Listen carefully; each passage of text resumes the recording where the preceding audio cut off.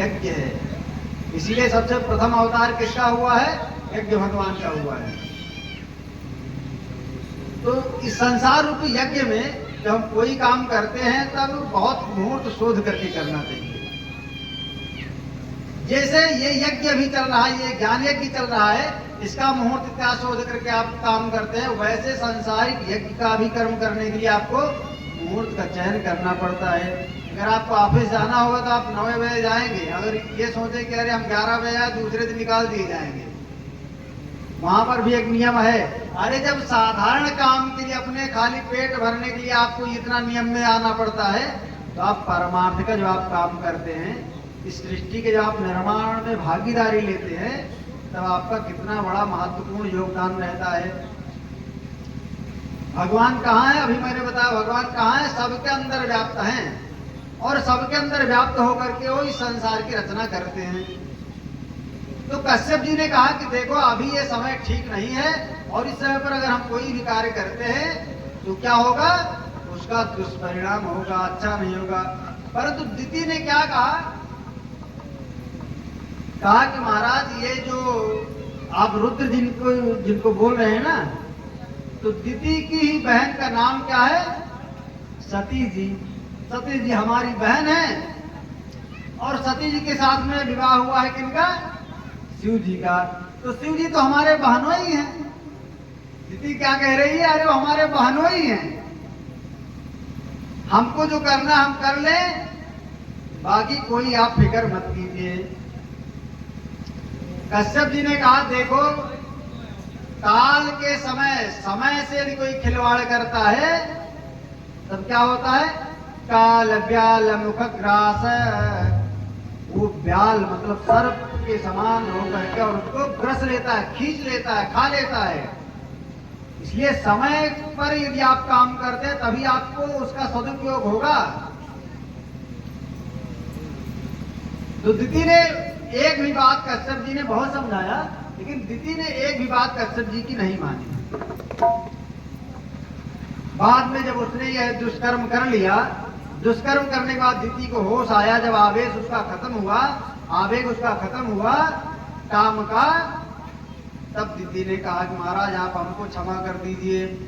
तब कश्यप जी भी क्रोधित हो गए। उन्होंने कहा अरे चांडाली, मैंने तुझको पहले ही बताया था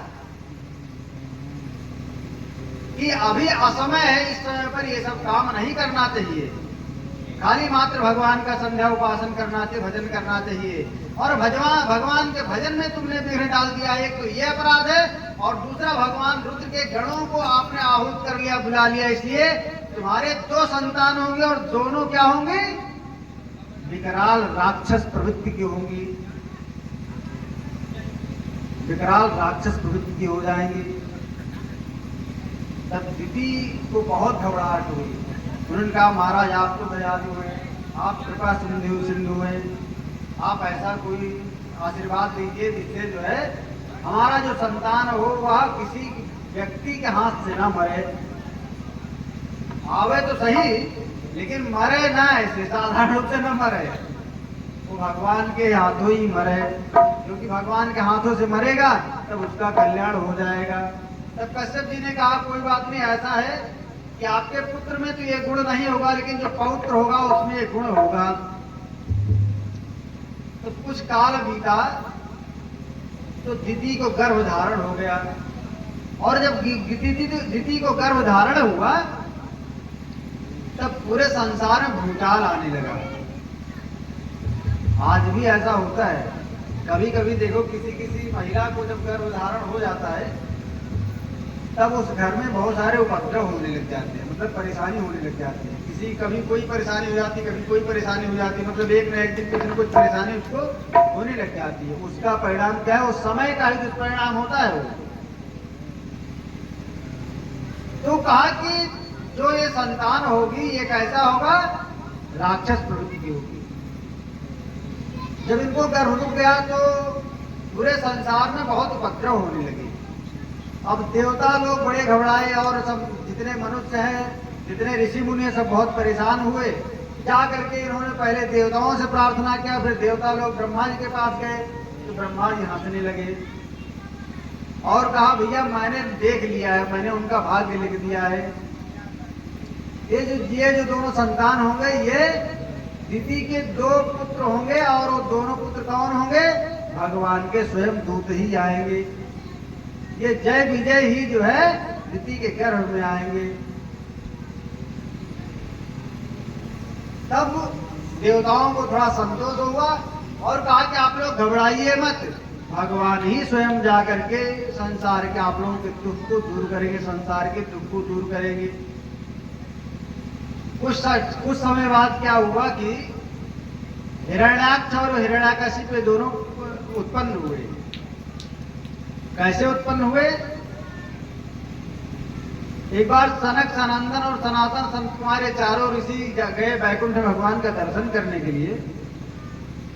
तो वहां पर इनको कोई रोक टोक नहीं होता था। कुछ महात्मा ऐसे होते हैं जो डायरेक्ट अपने स्वामी से मिलते हैं, उनको कोई नहीं रोकता है। उसमें ये चारों ऋषि थे, परंतु जय और विजय 2 भगवान के पार्षद थे। ये दोनों वहीं खड़े थे गेट के सामने। तुरंत इन्होंने उनको रोक दिया। जब उन्होंने रोका तो जय विजय ने तुरंत ही उन चारों ऋषियों ने इनको श्राप दे दिया कि तुम जाओ भूतल पर, क्योंकि तुम्हारे मन में जो यह अज्ञान घुस गया है, इस अज्ञान का काम यहाँ नहीं है। वैकुंठ में वही लोग रहते हैं जो निर्मल होते हैं, जो सब प्रकार के संशय से रहित होते हैं। तुमने हमारे ऊपर शंका जो किया है, इसका परिणाम क्या होगा? तुम जाकर के भूतल पर, पृथ्वी पर राक्षस हो जाओगे। ऐसा जब शरद को ये चारों ऋषियों ने श्राप दे दिया, तब भगवान की बातें पता ली। भगवान भी वहां आए। जब भगवान को ऋषियों ने देखा तो उनका क्रोध शांत हो गया। जब क्रोध शांत हुआ तो ऋषियों ने बहुत प्रार्थना किया, महाराज हे प्रभु, हमसे गलती हो गई और मैंने इन विचारों को श्राप दे दिया है। भगवान ने कहा कि अच्छा कि आपने श्राप दे दिया, क्योंकि अपराध अगर कोई करे तो उसको दंड तत्काल ही मिलना चाहिए।